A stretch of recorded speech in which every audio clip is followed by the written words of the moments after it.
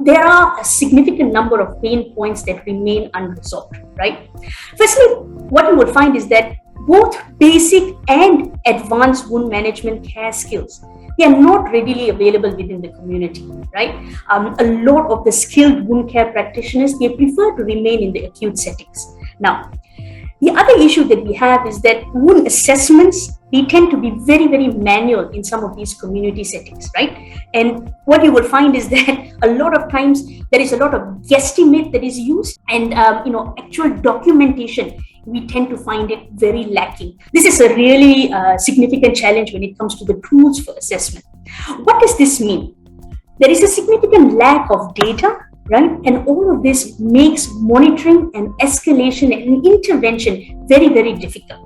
Now, lack of resources is also another issue that we have to deal with. What you will find is that there is a lot of lack of wound care products, a lot of procedures that are not available, and this also will definitely end up having the community care settings like nursing homes and even home care settings as well to have to continuously readmit patients and create that vicious cycle that we were talking about.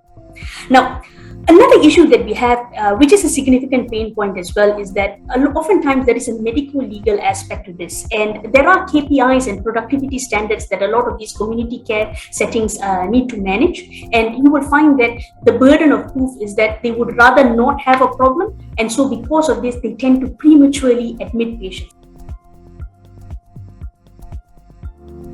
Now, as a wound care clinician in the community, I actually had the opportunity to work with a lot of senior nurses in an outpatient setting. And these are some examples of successful outcomes that we saw, right?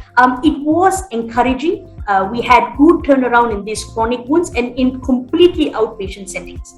Now, while these are very heartening outcomes, what is the reality is that these successes, they are not always repeatable, they are not easy, right? And you will find that it is simply not possible to have enough skilled doctors and nurses overseeing chronic wounds on a regular basis all the time. So because of this, what you will find is that this so-called positive optimized turnaround in a community setting is really not sustainable, and it is not something that is also scalable, right? So this is something that we need to change. This is something that we must make available.